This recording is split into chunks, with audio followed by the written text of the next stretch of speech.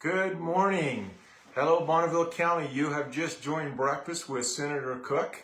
I am the Idaho State Senator, Kevin Cook from District 30, and just winning the primaries, so I represent District 32, which is the new 30. I do this live on Facebook every Saturday morning at 10 a.m. I don't normally dress up though, okay? I don't normally put on a white shirt and tie, but I have a church meeting after this that I need to run to. So anyway, thank you for joining. I try to do this every Saturday morning at 10 a.m. Why? Because I need to know what the issues are that you're facing. Where do you stand on the issues and things that that's coming in your life? How can I represent you better? And so I need to know that. So I want you to email me, post me, text me, whatever you want to do. Help me to know where you stand so that I can represent you better. I serve on the Joint Finance Appropriations Committee. That is the committee that sets the budget for the state of Idaho. I also serve on the Senate Education Committee, the State Group Insurance Advisory Committee, the Idaho Technology Authority Committee, and the Western Interstate Commission for Higher Education Committee. So those keep me very, very busy, but I truly enjoy them, especially the budget, the Joint Finance Appropriation Committee. It's a very busy committee, but it's good. Again, if you have questions, feel free to put them out there, and we'll try to answer them live. And if you don't want them answered live, then text me, email me, whatever's best for you, and we'll get back with you. First of all, I want to thank you for your vote. Thank you very much for your vote in winning the primaries. I don't take that lightly. I appreciate your faith and your hope in me to go and represent you well, and I'm very humbled about that. Every morning for the last 2 years, during the session, when I walked to the Capitol building, it was very humbling as you looked at that Capitol building. The night was still dark, but it was all lit up with lights, and it was a beautiful sight. To go in and represent Bonneville County was a neat experience, and hope to continue to do that. But to do that, I need to know where you stand. And so please get involved and let me know. So just what I'd like to do is maybe just recap some of the elections of what happened and what went on during the primaries. So again, this is just the primaries. The general election will be in November. So in the primaries, in the Bonneville County, I won by, it was 74% of the vote I got, and my opponent got 25%. I also ran as a precinct, PCO, a precinct officer. Those are the ones, so each precinct has a polling station. So you're in a precinct, and there's a person that represents that precinct that goes to the Bonneville Central Republican Committee to represent you as a precinct. And you go to that committee to find out what's going on in the Republican Party, and then that PCO is supposed to come back and let you know. And so as a precinct officer, I'll get sworn in Thursday night. I'm excited to do that and to hopefully be a good PCO that will let you know what's going on in the Republican Party in Bonneville County and in the state. The other job that PCO is supposed to do is help you, inform you of who's running for what. Not to take sides, but to say, here who's running in the Republican Party. Here's all the candidates. And hopefully as PCO is to be an outlet of information, not to choose for you, but to give you information and to where to go. So anyway, I'm excited to serve there as a PCO as well. Also one of the big runs that we had was the United States Representative. The two big people there was Mike Simpson and Brian Smith. Mike Simpson in Bonneville took in about 57% of the votes, whereas Brian Smith took in only 30%. Statewide, Mike Simpson took in 54%, and Brian Smith took in 32%. So Brian Smith actually did better throughout the state than he did in his hometown. For governor, Brad Little walked away with it at about 56%. And Janice McGeehan, who again is a native of Idaho Falls, walked away with only 26% of the vote. And also on that. McGeehan actually did better statewide than she did in her own county. So statewide, Brad Little took in 53% and Janice McGeehan took in 32%. So Brad Little is the candidate that will go forward in the elections come November. Lieutenant Governor Scott Bedke, again, this is in Bonneville County. Scott Bedke took in 57%, whereas Priscilla Giddings took in 36%. Statewide, Scott Bedke took in 51%, and Priscilla Giddings was at 42%. So I'm excited to see Scott Bedke. He'll do a great job to stand up. So he becomes the president of the Senate. So November, assuming he wins in November, he will be the president of the Senate. So he will stand up in front of the Senate and keep things going in order. So it'll be good to work with him. Secretary of State. Again, there we had 3 people running there. In Bonneville County, Phil McGrain won by, he took 48%. The next closest was Dorothy Moon at 38%. In the statewide, Phil McGrain took in 43%, Dorothy Moon 41%. That was a little closer than what I would have liked to have seen. Mary Sousa is a senator, worked with her for 2 years anyway, and she's wonderful. She's great. She only got 15%. But the 2 that was really close was Phil McGrain and Dorothy Moon. That's just a little bit too close for me, but I'm excited that Phil McGrain is in there. I think he will do a great job. He's very knowledgeable and he has the experience, and has the great support from our county clerks who will work very closely with him. Let's see, Attorney General in Bonneville. Raul Labrador won 51% and Lawrence Wasden 41%. Statewide, though, it's kind of the same way. Raul Labrador took in 52%, and Lawrence Wasden was at 38%. And so a lot of people wonder if Labrador is seeing this as just a step to something bigger. And so I hope he focuses on being an Attorney General. As far as Wasden, I thought he did a great job. A lot of people were upset that he didn't join some of the lawsuits. But I think if you look a little bit deeper into those lawsuits, I think you'll uncover that Lawrence Wasden could care less what anyone thinks. What he cares about is the Constitution, and he was there to represent and defend the Constitution, regardless of what you thought or the general consensus of the people. He was there to represent as a lawyer to defend the Constitution, not only the United States, but also the Idaho State. And so I thought he did a good job, but he is out. Raul Labrador is in. The huge surprise for me was the Bonneville County prosecuting attorney. There was only 2 that ran for this position. It was Elaine Bean and Randy Neal. Elaine Bean was the incumbent. She was appointed when Danny Clark was appointed as a judge. And so she had been doing a great job. She had campaigned heavy. She went to, knocked on doors. She went to meet and greet, town hall meetings. She put out signs, and just very, very smart, wonderful woman that knows her stuff.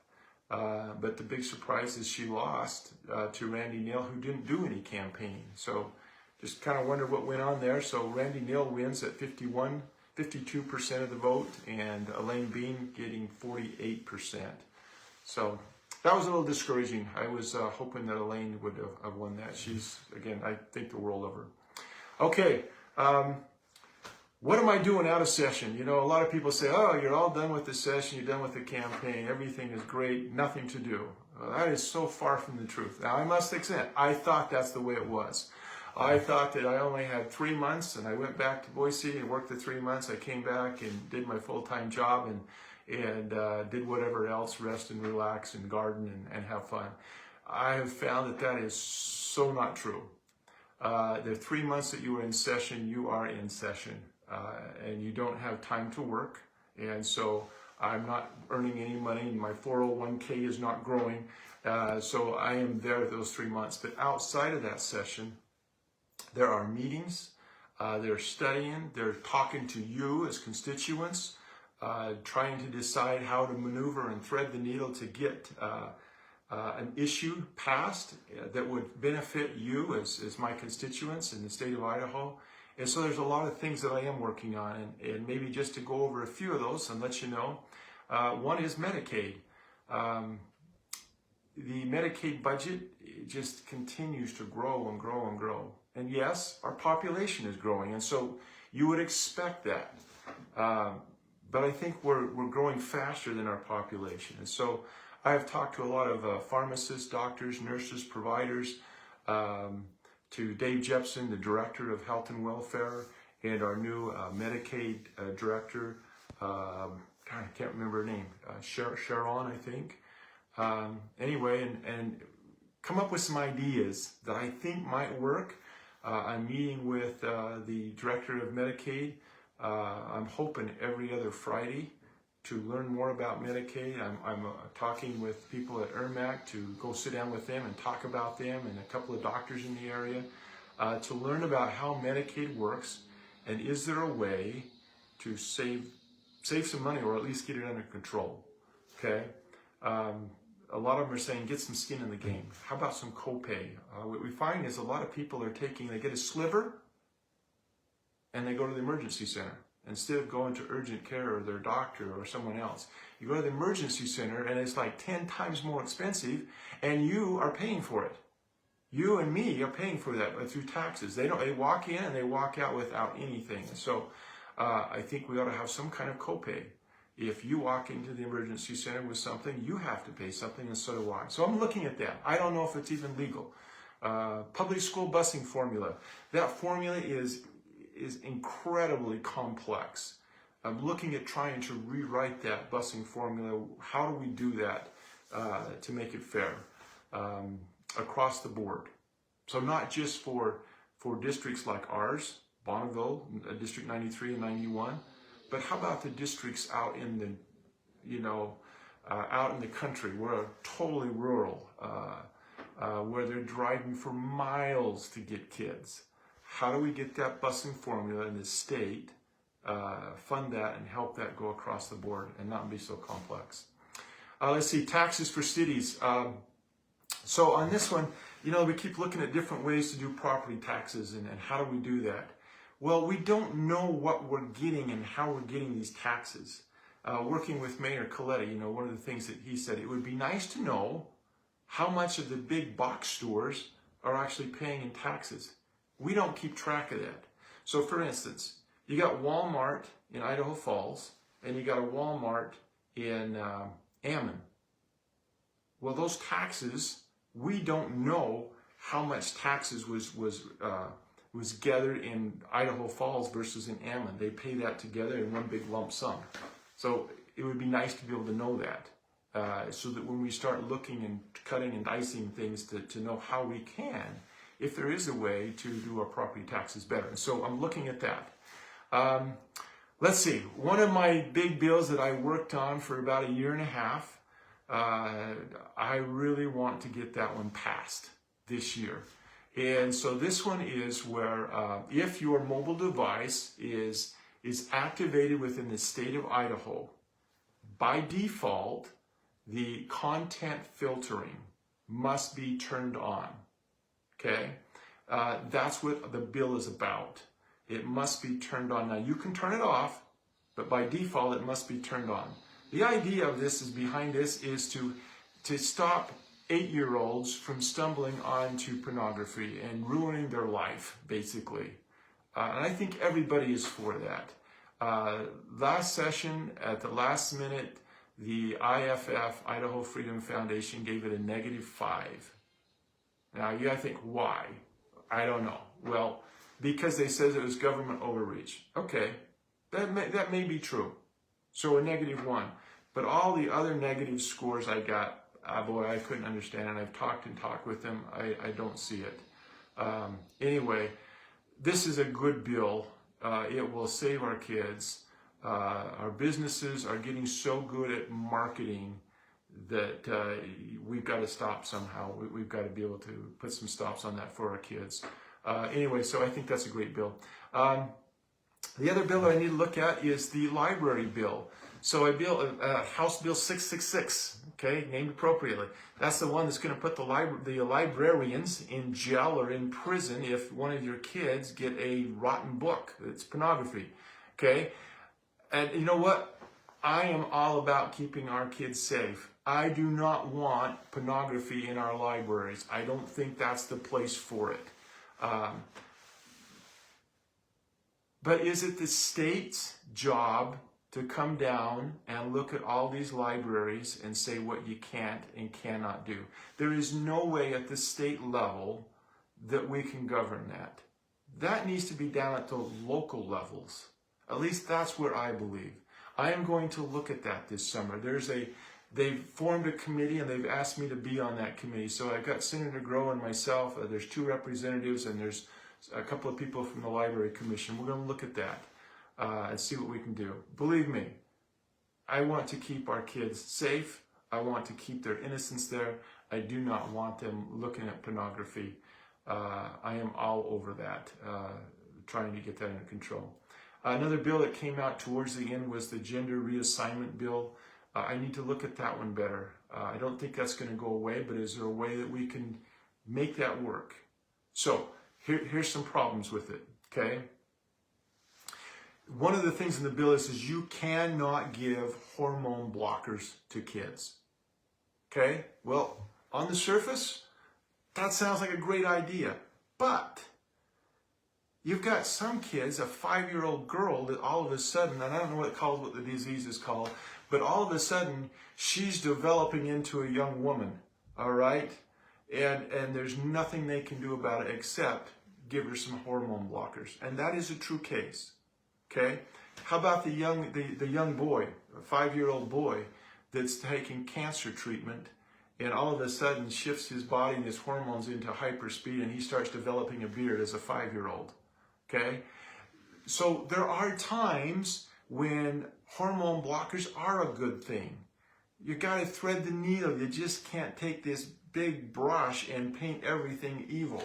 And so that's the thing. Concepts, we don't vote on concepts. We vote on words of the bill. And that's where we need to get down into the nitty-gritty and find out how we can thread the needle and get people happy and do the right thing. And again, is it the government's job to tell the parents what they can and cannot do? You start doing that, you're going to start taking away the free agency of I want to educate my child, or faith healing. I believe in faith in healing my child. I don't want to take him to the hospital. Idaho has been very, very big on parental rights. And boy, you start going down that road of start picking what parents can do and can't do, then I think you're getting in trouble. The last one that I'm kind of excited about that I've sent out some emails on is the K-12 public education facilities. I don't know about you, but I'm so sick of getting bonds and levies and to build new schools, although I know we need them, okay? I'm not against that. I know we need them. And I'm sick of my property tax. It's killing me. But let me give you something that I heard that Arizona's doing. Arizona has a cookie, and at least that's what I was told. So I've reached out to Arizona legislators that are on the Senate Education Committee and asked them this question. I've been told that they have a plan that they have a cookie cutter building, school building, for high school, middle school, elementary school. And that if you need a school, they go and say, okay, here's the plans, and this is who's going to build it, and this is how much it costs, and as a state, we're going to cover a certain percent of that, okay? And so we just go across the state and say, oh, we need a building, let's make sure you need it, and okay, here's the cookie cutter building. So we're not building these humongous schools that are a showcase with vaulted ceilings and expensive murals and whatever else. We just do a cookie cutter school that is meant to educate our kids, not to do a showcase. I'm just looking at it. I don't know. I would love to hear your thoughts on these ideas. Again, I am not the expert. I am your representative. I'm your senator. I need to know what your thoughts on that. And you might hate them, and that's fine. You think, what are you thinking, Kevin? That's ridiculous. But anyway, So those are some thoughts. Those are the things I'm working on. Again, it's not me doing this in a black box. I will be talking to a lot of people, studying this out and figuring out if there is a way. And if there is, then great. We'll see what happens. Anyway, Saturday is a great day. And it's a beautiful weather out there. I've already went and did my walk with Sherry. We had a great time this morning walking through the neighborhood. Encourage you to go out and enjoy yourself. It's another sacred Saturday day, and I do not want to take it from you. So thank you, and I will see you next Saturday at 10 a.m. Have a great weekend. See ya.